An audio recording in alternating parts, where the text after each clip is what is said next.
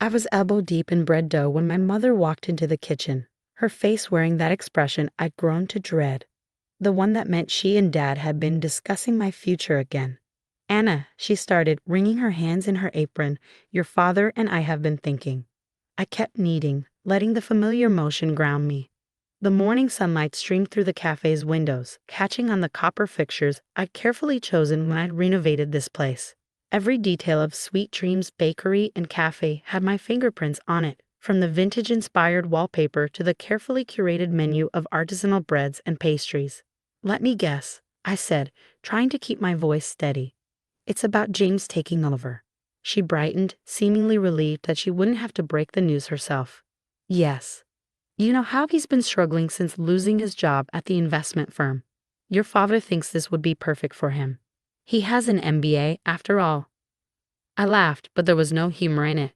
"Mom, James doesn't know the first thing about running a bakery. He's never worked in food service. He doesn't even cook his own meals. But he understands business," she pressed on. "Numbers, management, all those things you struggle with." I finally stopped kneading, turning to face her fully. "Struggle with? Mom, I've turned a profit every month since we opened. I paid back the startup loan in half the expected time. The cafe has a waiting list for specialty orders." But I could see my words weren't registering. In my parents' eyes, I would always be the impulsive daughter who dropped out of business school to attend culinary arts programs. Meanwhile, James would always be the golden child, even after getting fired for risky trading decisions that cost his firm millions. "Your father's already discussed it with James," she continued as if I hadn't spoken. "He's very excited about the opportunity. Think about it, Anna. You could focus on what you love, the baking, and let James handle the business side." I wiped my hands on my apron, leaving floury handprints. "This is my business, Mom. I built it from nothing. Dad may have co-signed the initial loan, but I'm the one who turned this old building into something special." She touched my arm, her expression patronizing. "Honey, we just want what's best for everyone. James needs this. He has a family to support. And I don't matter." I asked quietly, "My dreams don't count because I'm single. Because I'm a woman." "Don't be dramatic," she sighed. "Your father's already drawn up the papers. James will be taking over as managing director starting next month." The world tilted sideways for a moment. "Dad can't do that," I said, but even as the words left my mouth, I remembered the fine print on the loan documents. My father's co-signature had come with conditions. Conditions I foolishly agreed to because I never thought he'd actually use them against me. That evening, my father and James came to the cafe after closing. I sat across from them in one of the booths I personally reupholstered, listening as they outlined their plans for my dream. "We'll streamline operations," James said, scrolling through something on his tablet. "Cut the specialty items, focus on mass market appeal. No more of this artisanal nonsense." "That artisanal nonsense is what built our customer base," I pointed out. James rolled his eyes. "The customers will adjust. We need to think bigger, Anna. Chain potential, franchising opportunities. Not this small-time stuff you've been doing." My father nodded approvingly. "James has some excellent ideas for modernization. It's time this place grew up, became a real business." I looked around at my cafe, at the hand-painted signs, the wall of customer photos, the display case full of carefully crafted pastries. Everything that made it special, everything that made it mine, was about to be dismantled by my brother's corporate vision. "And if I refuse?" I asked, though I already knew the answer. Dad's expression hardened. "Then I'll call in the loan. You can't afford to buy me out, and you know it." He was right. I put every penny of profit back into the business, improving equipment, training staff, building something sustainable. I didn't have the cash reserves to buy out his stake. James leaned back, a familiar smirk playing on his lips. "Don't be difficult, Anna. This is for the best. You can keep baking your little treats.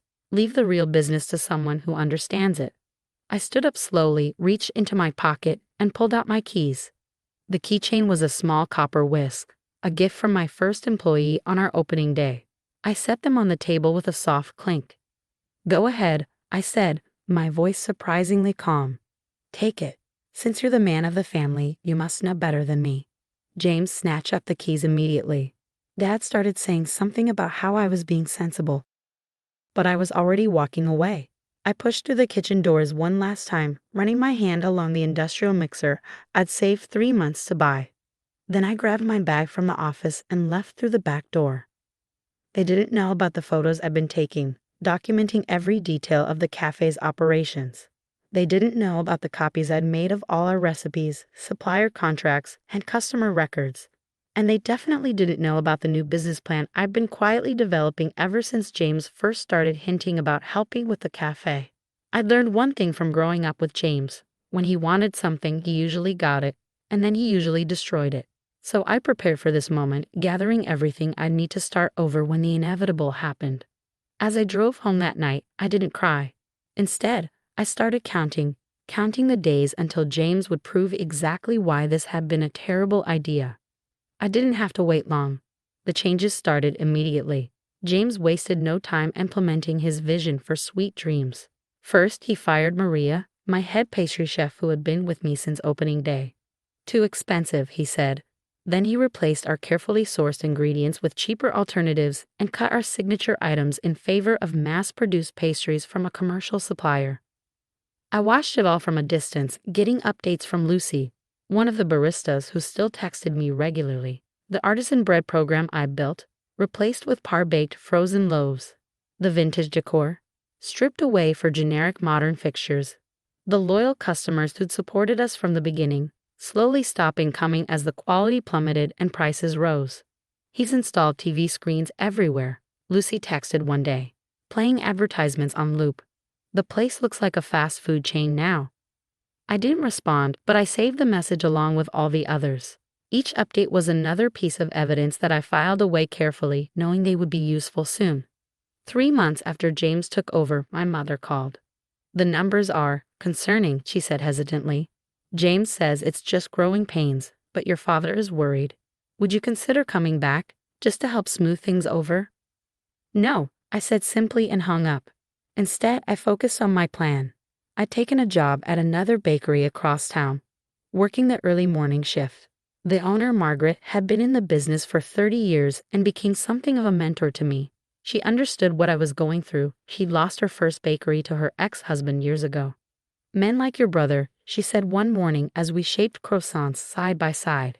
They think running a food business is just about spreadsheets and profit margins. They don't understand that every recipe, every customer interaction, every little detail matters.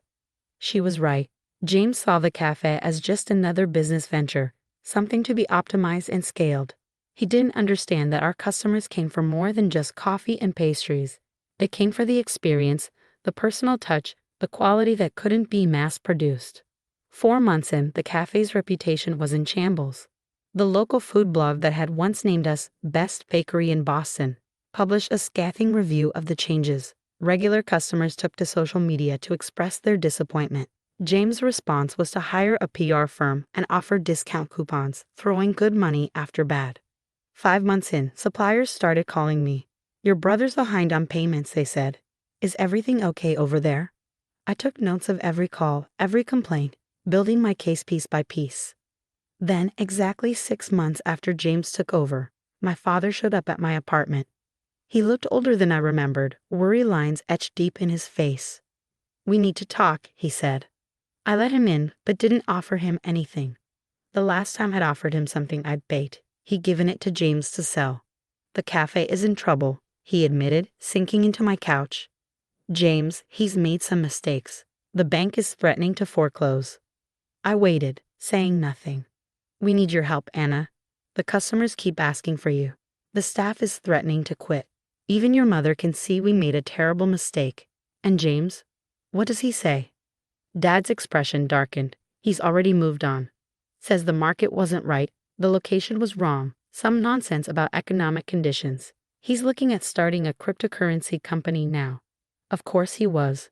James never stuck around for the fallout of his failures. How bad is it? I asked, though I already knew from my sources.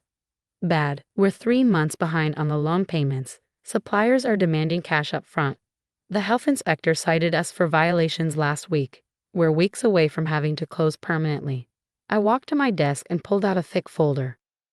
6 months of documentation, photographs, customer complaints, supplier issues, and financial records that my friends in the industry had helped me gather. "Here's what's going to happen," I said, sitting down across from him. "You and Mom are going to sign the business over to me. Completely. No conditions, no co-signing, no family involvement. I'll take over the debt, negotiate with the bank, and rebuild what James destroyed." But I'm not finished. I cut him off. "You're also going to write a formal letter to every employee James fired, offering them their jobs back with back pay. And you're going to take out a public notice in the local paper acknowledging that removing me from the business was a mistake." He stared at me, this daughter he'd never taken seriously, and I saw the moment he realized just how badly he'd underestimated me. "You've been planning for this," he said slowly. "Since the day you let James take my dream away," I confirmed. "Did you really think I'd just give up and walk away forever?" 2 weeks later, I stood in my cafe again, truly mine this time, with no strings attached. The papers were signed, the announcements made, the apologies issued.